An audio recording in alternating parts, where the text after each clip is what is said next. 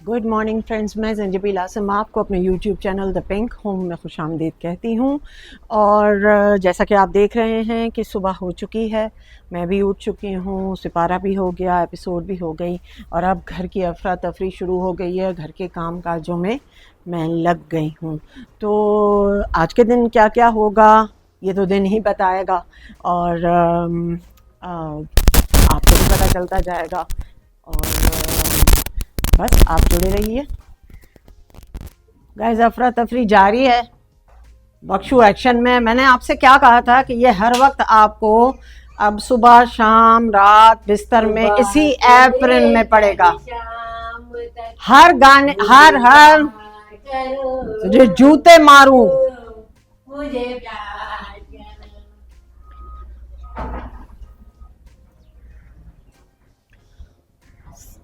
सज्जाद को भी काम से पकड़ के लगा दिया गया है गाइस, और बेचारा लगा हुआ है बगैर चूं चां करे। दुख भरी दास्तान।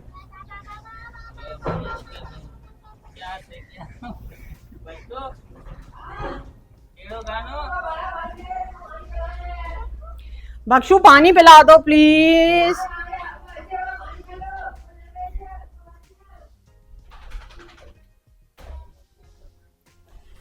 अल्लाह, एक तो कोको किसी दिन मुझे जरूर गिराएगा।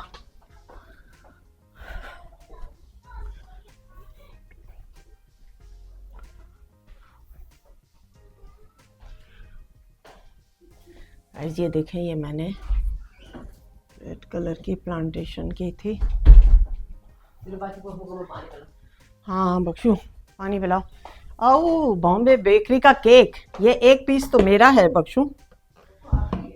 थैंक यू, आपने मेरे लिए बचाया। आपके ऐसा ना, अल्लाह सच्ची हो ही ना जाए।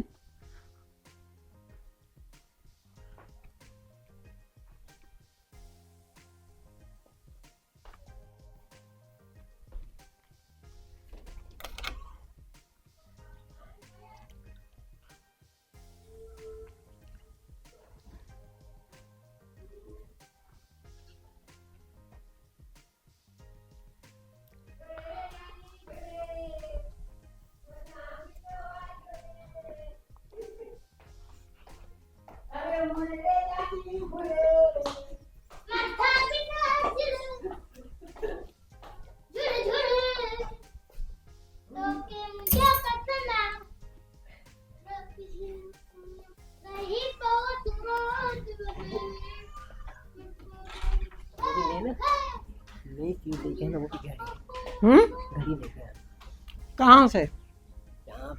अल्लाह ने आपको नवाजा, पहुंचा रही है।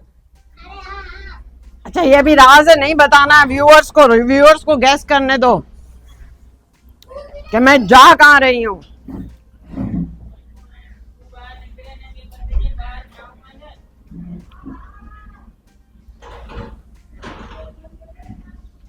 गाइस, आपके लिए एक सरप्राइज है। मैं बहुत जल्द कहीं निकलने वाली हूँ, कहीं बाहर जाऊंगी ओवरसीज। तो आपने गैस करना है और बताना है कि मैं कहाँ जा रही हूँ। तो ये गैस आपने करना है। आपने सुन तो लिया है कि बख्शू की फरमाइश आपने सुनी है ना, मुझे क्या कह रहा है कि मुझे मेरे लिए वहाँ से घड़ी लाना। तो जाहिर है बख्शू के लिए तो घड़ी आएगी। तू डिस जाई पे ना, मैं आऊँ पे डिस जा। हाँ तो कोई नजर अची।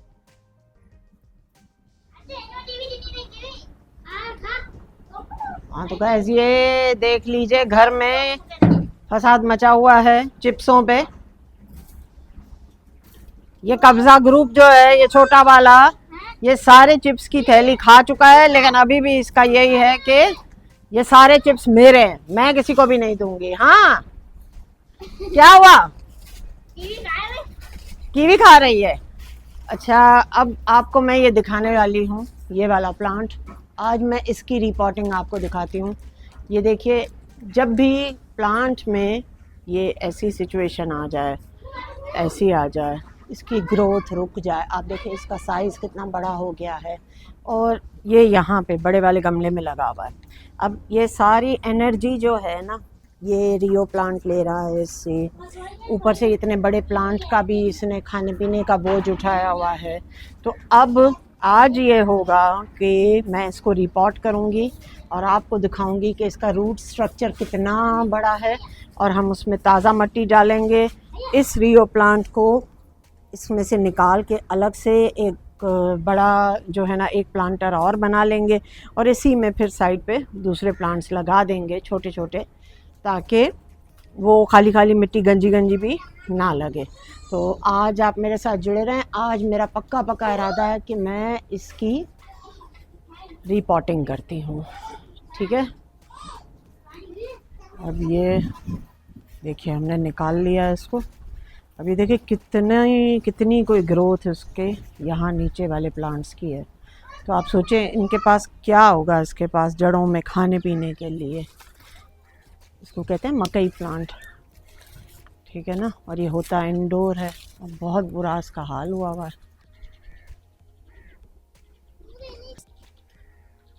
मैं थोड़ा सा फंगीसाइड का बंदोबस्त करूं। ये मेरा पूरा जो है ना, ये गार्डनिंग के सामान का कबर्ड है जो मैंने बनाया हुआ है। अब देखें मैं इसके लिए फंगीसाइड निकालती हूँ। नीम खली,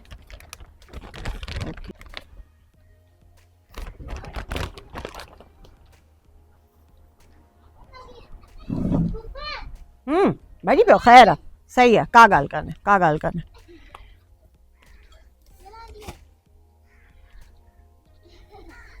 ये खाद मट्टी, मेरे पास जो बचा कुचा कोकोपीट था वो भी है, लेकिन मट्टी और खाद फ्रेश डाली गई है इसमें।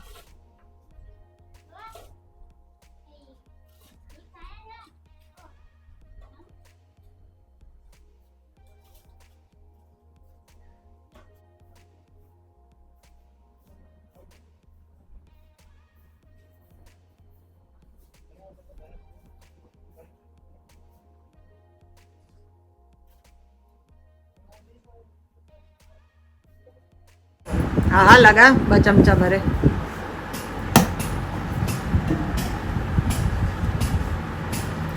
ये इसमें फंगीसाइड के 2 चम्मच, ये किसी भी एग्रीकल्चरल शॉप से आराम से मिल जाते हैं। और नीम खली, इससे क्या होगा कि पौधे में जो है फंगस नहीं लगेगा। काई जिसको कहते हैं ना, जो खा जाती है, वो नहीं लगेगी। बस अब ये मिक्स हो रहा है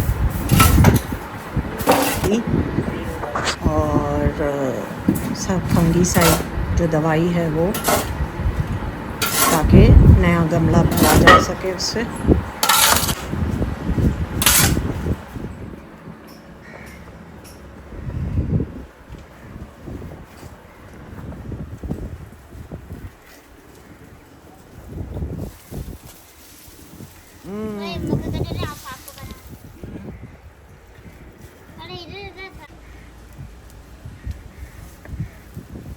देखो कितने सारे प्लांट्स थे। अब हम मैं लगाती रहती हूँ, ये नहीं, क्योंकि ये खाली गमला बहुत बुरा लगता है। फिर अभी हम इसको खाली करेंगे तो फिर आप देखिएगा कि इसकी रूट्स का क्या हशर है।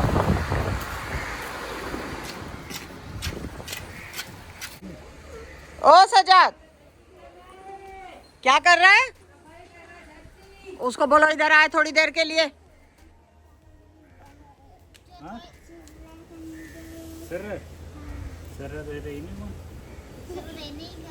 तेरा तेरा कितना खाएंगी? तेरा सिर है।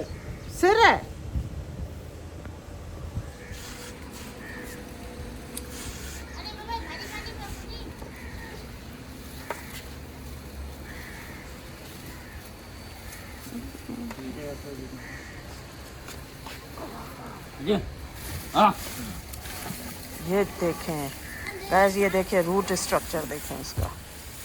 ये देखें ये कहाँ से ग्रोथ लेता, सारा इसकी ग्रोथ, ये ग्रोथ देखिए। उसकी जो ये हालत थी इसका रीज़न यही था। इवन नीचे कोई ऐसी मट्टी भी नहीं है, सारा दीवारों से लग रहा था।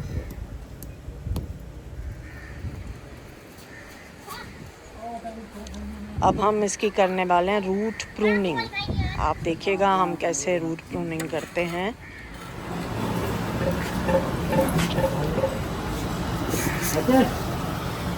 सत्तर बायूं बारिंदो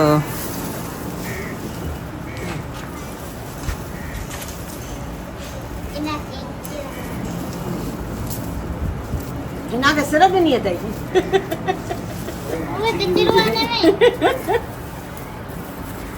गाइस, हिना ने हमें पागल कर दिया हुआ है सारे घर को। बुधाया भाई मानन के टीवी ते भी बुधाया तो हिना मस्ती करण लगी है। हिना असा के चरियो करे छड़ियो है। इहो वरी कंदी नहीं। हां बियो छा कपाड़ू कटणी पवंदियूं।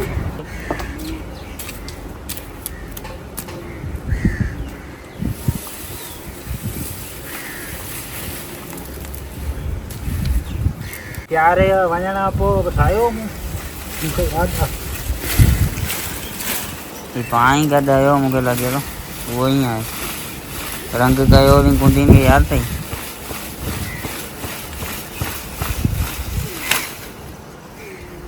अचे ही थी वई सकर पोइ हाणे पहिरीं ही लॻा रहो। पोइ हाँ तूं मूं वरी हिन में हथ विधा ॻाल्हि करे त ॾिस इन करे मूं ख़ाली मज़लूम थियो पियो रे जॾहिं तेॾी महिल बाबा हाणे ही पई। हू लॻायो ख़ाली करियो। हलो ने तूं फ़िकर न कर। चऊं ठीकु आहे हल लॻा सिधो क्यों न चोरी तो हरी भले सॾु करे हिन खे वरी पाड़ू कढियो और ऐं मिर्च लॻाया। हल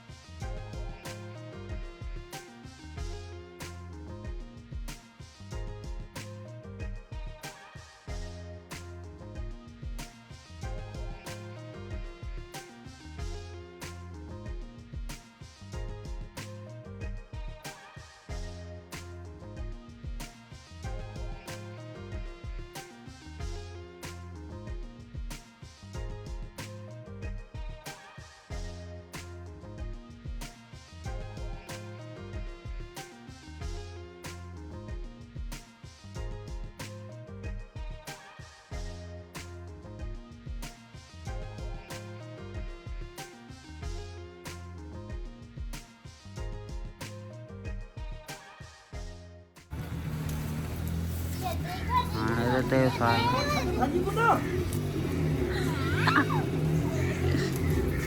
करे छा पियो लोग हकुड़ों को कारीगर हो जाए, सबको तो कारीगर सीखी था।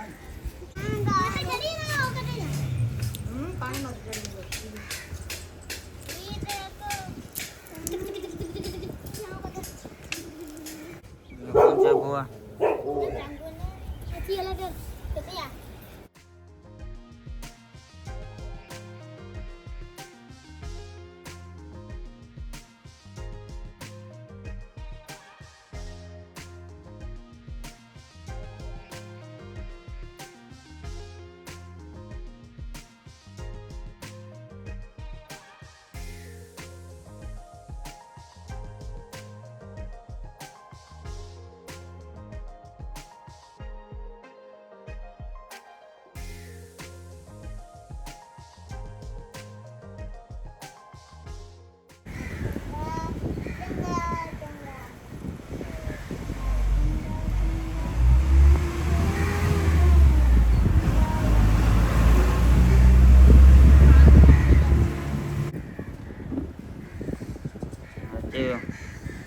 Pukul bahagia basku je ada.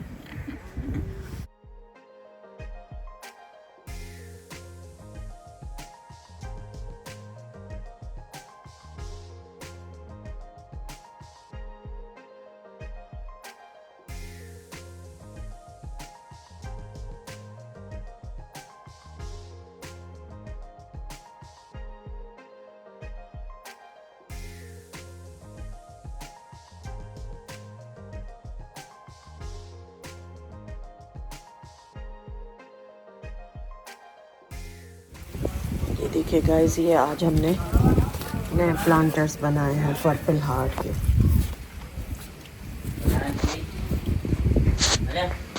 हमने सोचा हम इसी के गिर्द रखेंगे जब तक ये थोड़ा सा ग्रो नहीं हो जाते। और अब मैं आपको दिखाती हूँ और जो हमने आज बनाया था। आज ये पूरा रियो हमने यहाँ लगा दिया। ये खुद ही सेट हो जाते हैं जब शुरू में होते हैं ना, लगाते हैं हम, तो ये कोई टेढ़ा होता है, कोई मेढ़ा होता है, कोई कुछ होता है, हमें लगता है ये अब कैसे होंगे। ये खुद ही सूरज की डायरेक्शन, रोशनी की डायरेक्शन में स्ट्रेट होना शुरू हो जाते हैं।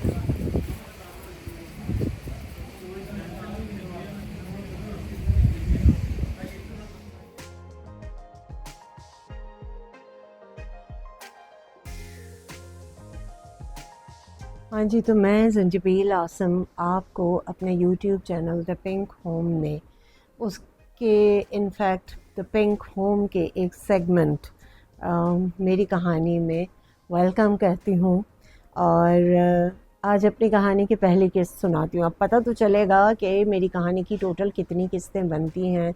50 साल मेरी उम्र है, तो उस हिसाब से पता नहीं किस्तें कितनी बनती हैं। उस हिसाब से भी कि 5 या 10 मिनट की कहानी होगी और उसमें बहुत सारे साइकोलॉजिकल पहलुओं से बात करते हुए हम आगे बढ़ेंगे।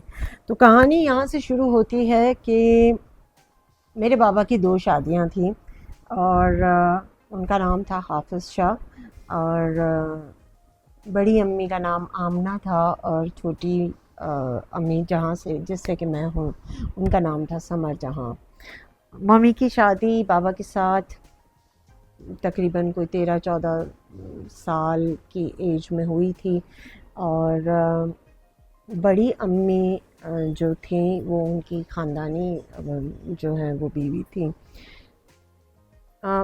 मैंने जब होश संभाला और तो मैंने खैर अपना बाप तो देखा ही नहीं था, लेकिन मैंने कभी भी ये तफरीक नहीं देखी कि वो हमारी बड़ी अम्मी है। कभी ये फीलिंग आई ही नहीं। अब कहानी का आगाज़ कुछ यूँ होता है कि जब मम्मी ने मुझे कंसीव किया तो मेरे बाबा को एक हार्ट अटैक हो चुका था और उस ज़माने में जब हार्ट अटैक हो जाता था किसी को तो कंसीडर ये होता था कि ये बंदा बहुत जल्द मर जाएगा और मर भी जाते थे लोग। हुआ कुछ यूँ कि मम्मी बहुत परेशान हो गई और अनएक्सपेक्टेड एक गॉड गिफ्टेड मैं बेबी आने वाला था, तो मम्मी हमेशा कहती थी कि मैं इतनी परेशान हो गई थी कि शाह साहब को हार्ट अटैक हो चुका है, और उस ज़माने में हार्ट अटैक का मतलब भी यही होता था कि ये बंदा कभी भी किसी भी वक्त चला जाएगा इस दुनिया से, क्योंकि ना कोई बाईपास आया था, ना कोई ये स्टंट्स आए थे, कुछ भी नहीं आया था उस ज़माने में। तो मम्मी कहती थी कि मैं इतनी परेशान थी कि ये बच्चा पलेगा कैसे, जो दुनिया में आने वाला है। मम्मी से बाबा को 2 बेटे और 1 बेटी ऑलरेडी थी, और बड़ी अम्मी के 2 बेटे और 3 बेटियां ऑलरेडी थीं। तो जॉइंट फैमिली सिस्टम था उस घर में। पक्के किले पे ये लोग रहा करते थे, और उस घर में माशाल्लाह इतने घर के अफराद थे कि मेरी चाची बताती हैं कि मैं ब्याह के जब उस घर में आई तो मैंने उनसे पूछा अपनी मुलाजमा से कि मैं रोज़ सुबह उठती और मैं कहती कि ये मेहमान अभी तक नहीं गए, इनके यहाँ इतने अरसे बारात रहती है। तो कहती है मैंने एक दिन आहिस्ता से हिम्मत करके, हमारे घर में जितने घर के अफराद थे ना, उतने ही घर के मुलाजिम भी थे जो हमारे गाँव से, जैसे आप देखते हैं कि मेरे घर में कितने, एक मैं हूँ और कोई 4-5 जने तो ये मेरे साथ होते हैं। तो उस ज़माने में भी हर फैमिली का 1 या 2 नौकर होते थे, वो भी उधर ही रहते थे। फिर नौकरों की फैमिलीज़ भी होती थी, वो भी कभी-कभी आ जाती थी, शहर में घर होता था। तो मेरी चाची ने कहा कि मैंने पूछा अपने एक मुलाजमा से कि ये बारात कब जाएगी, तो उसने कहा बारात कौन सी, ये तो सारे घर के अफराद हैं। तो ऐसा भरा पूरा हमारा घर था।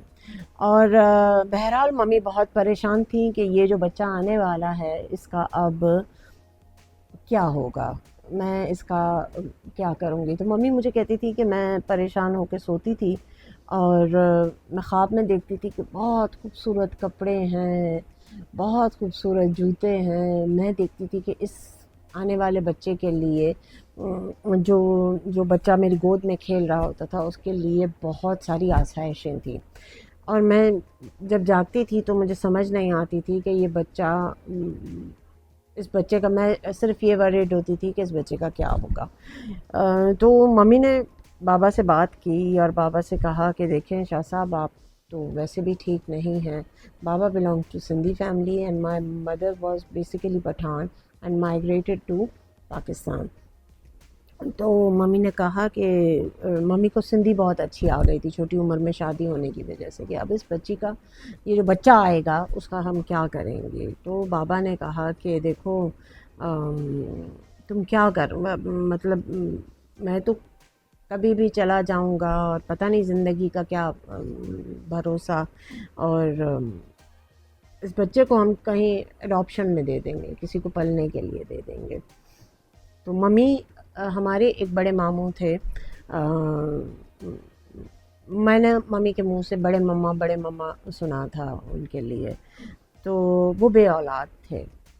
तो मम्मी ने तय किया, मम्मी और बाबा ने अपनी बाहमी रजामंदी से ये चीज़ तय की कि जो भी बच्चा पैदा होगा वो हम बड़े मम्मा को दे देंगे। तो मम्मी ने ये बात जब बड़े मम्मा को बताई तो वो बहुत खुश हुए कि मुझे बच्चा दे देगी। और वो दोनों, और जो हमारी ममाली थी वो इंडिया से आई हुई थी, इंडिया से शादी करके आई हुई थी मामू के साथ। वो भी बहुत खुश हुई कि चलो इस तरह से अल्लाह हमारी गोद भर देगा। अब जी मैं जब पैदा हुई तो 17 जून 1973 को मैं पैदा हुई, और जब मैं पैदा हुई तो मैं थी 13 पाउंड का बच्चा, और पाला गपलू मोटा ताज़ा बच्चा। बकौल मम्मी के मतलब लोग देखने के लिए जमा हो गए थे कि एक अजीब व गरीब चीज़ पैदा हुई है जो इतना मोटा बच्चा, ऐसा तो मतलब आप इमेजिन ही नहीं कर सकते थे। 13 पाउंड आप इमेजिन करेंगे, कोई 6-7 महीने का बच्चा होता है 13 पाउंड का, और मेरा न्यू बॉर्न में ये थी, जो कि बकौल मम्मी के कि पता नहीं कितने दिनों के बाद तो तुम्हारी आंखें नज़र आई थी। तो मैं पैदा हो गई तो सब लोग जमा हो गए देखने के लिए। बाबा को मुझ पे बड़ा प्यार आ गया। और जैसे जैसे वो शोहरत होने लगी, लोग देखने के लिए आते उस हॉस्पिटल में, तो बाबा बड़े परेशान, मतलब बाबा को और मुझसे मोहब्बत औलाद वाली होती गई। और मम्मी बताती हैं कि मतलब मैं बेबी कॉट में पूरी नहीं आ रही थी, तो उसमें जब उसमें मुझे डाला गया तो मेरा बाजू एक कॉट में फंस गया। बाबा ने डॉक्टर से कहा कि ये कैसा हॉस्पिटल है आपका कि बेबी कॉट में मेरे बच्चे का बाजू तक जो है ना वो फंस रहा है। उसमें डॉक्टर ने कहा ये बच्चों के लिए, ये इंसान के बच्चों के लिए, हमें क्या पता कि ये गाय का बछड़ा पैदा होने वाला है आपके यहाँ, हम तो खुद परेशान हो गए हैं कि इसको हम करें कहाँ। तो बहरहाल ऐसी बातें हुई। और मेरे बाबा ने मम्मी से कहा कि समर, मैं अपनी बेटी किसी को नहीं दूंगा। और मम्मी परेशान हो गई कि ये कैसी बात। मेरे मामू को जब पता चला कि बेटी पैदा हुई है, वो इतने खुश हुए। वो जो बे औलाद उनका जो जोड़ा था वो पूरा बैग भर के आए थे बच्चों की चीज़ों के और सारा कुछ, और वो इतनी उसके साथ देख रहे हैं। मम्मी कहे मुझे इतना रोना है, इतना अपने भाई की हसरतें हैं। वो कहें देखो कैसे हाथ हिला रही है, देखो कितनी प्यारी है, देखो कितनी मोटी है। अब वो उससे मामू ममानी से कह रहे हैं तुम पाल लोगी, इसको संभाल लोगी। अब वो पूरे माइंड मेकअप करके ये आए हुए थे कि वो जो हैं वो मुझे लेके जाएंगे, या मतलब कुछ ही अरसे के बाद मैं उन्हें मिलने वाली हूँ। तो मम्मी ने कहा कि मैंने डरते डरते मामू से कहा कि शाह साहब नहीं दे रहे अपनी बच्ची।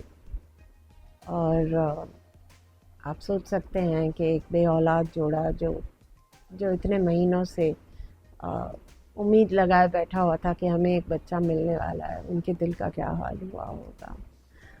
और बहुत रोए मेरे मामू, और सारा सामान वहाँ छोड़ के वो और ममानी चले गए। और बहुत मेरे मतलब मम्मी जब भी बात करती थी तो मम्मी को बहुत अफसोस होता था इस चीज़ का। लेकिन बाबा की तो जो भी हम अगली किस्त में जब मैं आऊँगी आगे, अब हमारा आज का फ्रीज़ यही था कि मेरे मामू रोते हुए वहाँ से चले गए थे।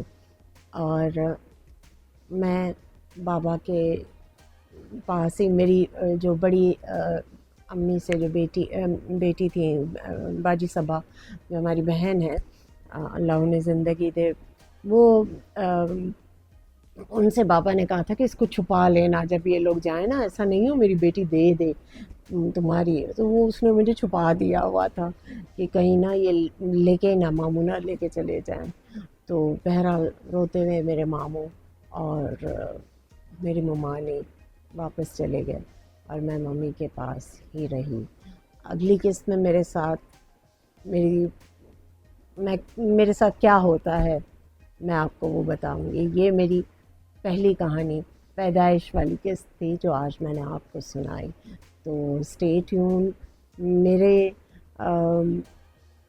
व्लॉग्स को प्लीज़ देखा कीजिए। आप लोग आते हैं, देखते हैं, सब्सक्राइब नहीं करते, शेयर नहीं करते, कमेंट नहीं करते, लाइक नहीं करते। पता तो चले कि आपको कैसा लग रहा है। मुझे तो अच्छा लगता है आपसे बातें करना, लेकिन आपको कैसा लगता है। तो इंशाल्लाह ताला आज के ब्लॉग को यहीं एंड करती हूँ और कल मिलेंगे अगली किस्त के साथ, अगले दिन के साथ। और खुश रहिएगा, आबाद रहिए। अल्लाह आपके दिल की तमन्नाएं पूरी करे और फिर मुलाकात होती है कल।